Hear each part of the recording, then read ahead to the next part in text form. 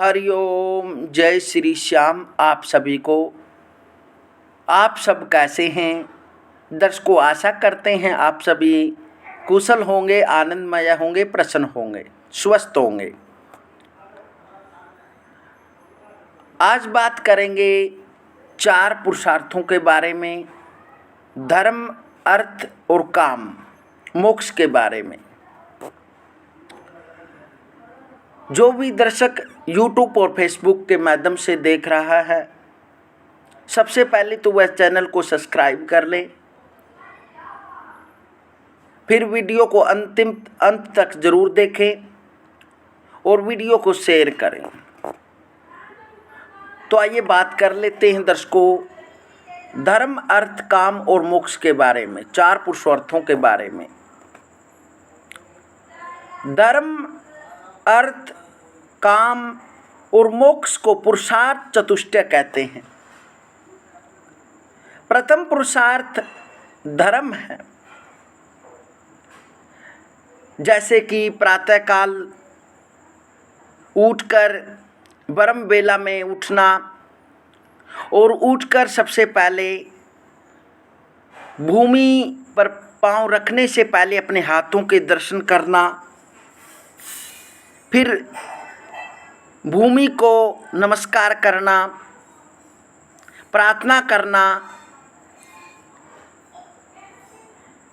और मल मूत्र त्याग करना, दातुन करना, स्नान करके धुले वस्त्र पहनना, माता पिता के चरण स्पर्श करना, देव पितर ऋषियों एवं मुनियों के दर्शन करना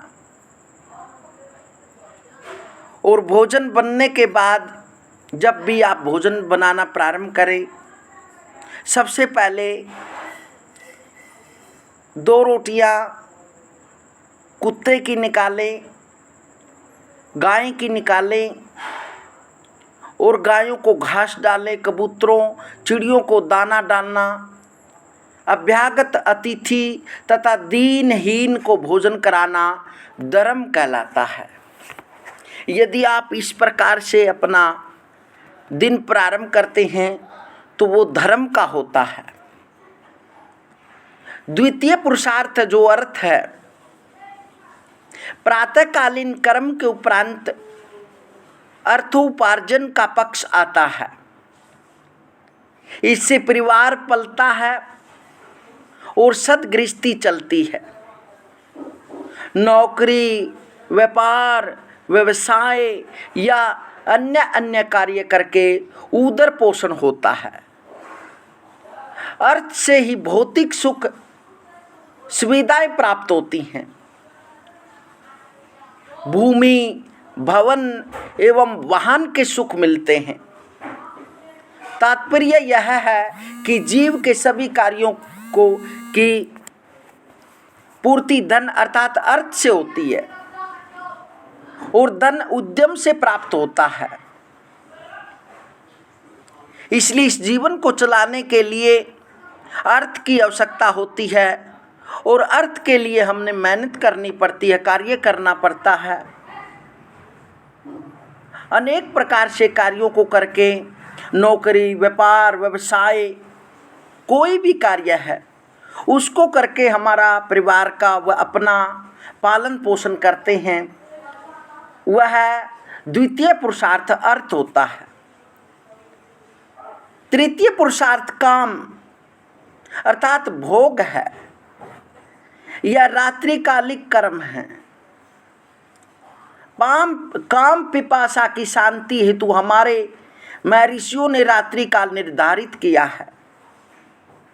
इसी से संसार, धर्म एवं गृहस्थी चलती है, वंश वृद्धि होती है, तन मन को तृप्ति मिलती है।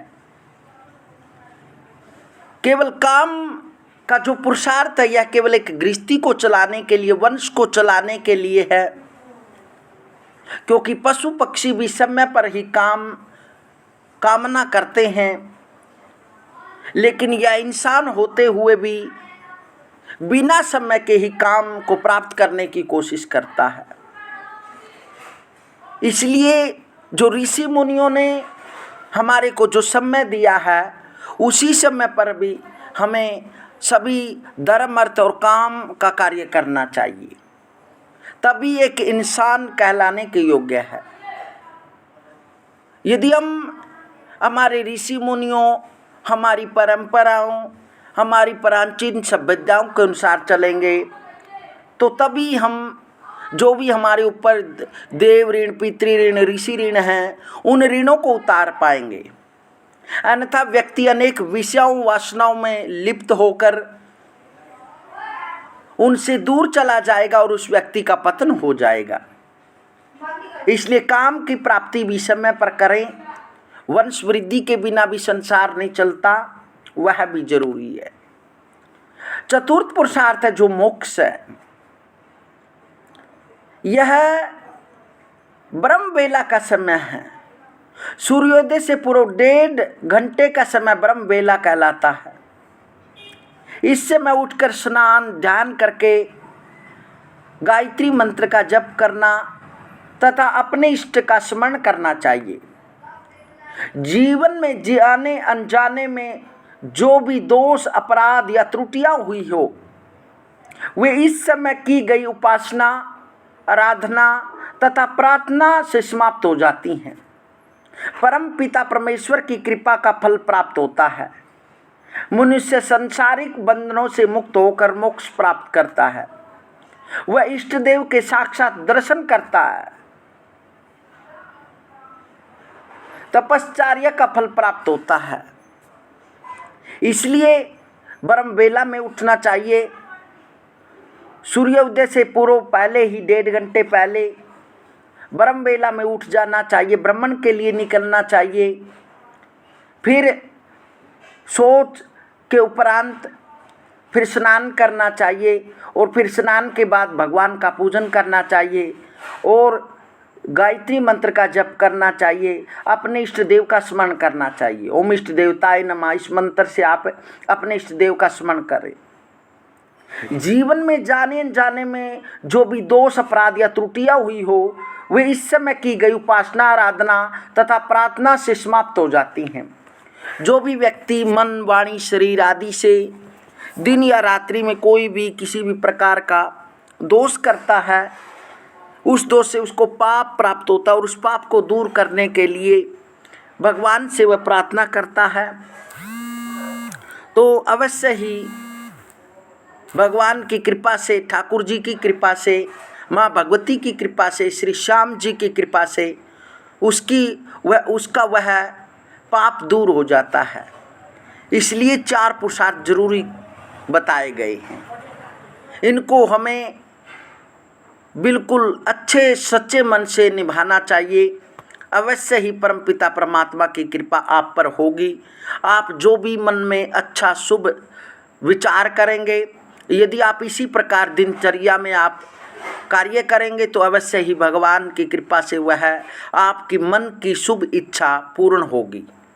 दर्शकों, यह बात आपको कैसी लगी? आशा करते हैं इस चैनल पर दी गई हर जानकारी आपको अच्छी लगती होगी और आप सभी का प्रेम प्यार इस चैनल को बहुत ज़्यादा मिला। इसके लिए हम आपके ऋणी हैं। आपको दंडवत प्रणाम करते हैं, नमन करते हैं, वंदन करते हैं और आप हमारे परिवार के हिस्से हैं। जितने भी चैनल पर सब्सक्राइबर होते हैं वो सभी परिवार के हिस्से होते हैं, क्योंकि उन्हीं के लिए ही जो भी चैनल पर बोला जाता है, जो भी जानकारी दी जाती है, केवल उन्हीं भक्तों के लिए दी जाती है। और ये नहीं होता कि सारा ही ज्ञान व्यक्ति धारण करता है। हो सकता है जीवन में व्यक्ति को अनेक प्रकार से जीवन को संवारने के लिए यदि एक बात भी हृदय में लग जाती है, धारण हो जाती है, तो उससे ही जीवन संवर सकता है। इसलिए जो भी जानकारी दे उसे अवश्य सुने। हो सकता है उसमें आपका कोई न कोई कहीं न कहीं जाकर और किसी वाक्य में आपको आपकी ज़िंदगी से, आपके जीवन से उसका कोई मेल हो और आप उसको धारण करके जीवन में अनेक प्रकार की खुशियाँ प्राप्त कर सकें। हरिओम हरिओम।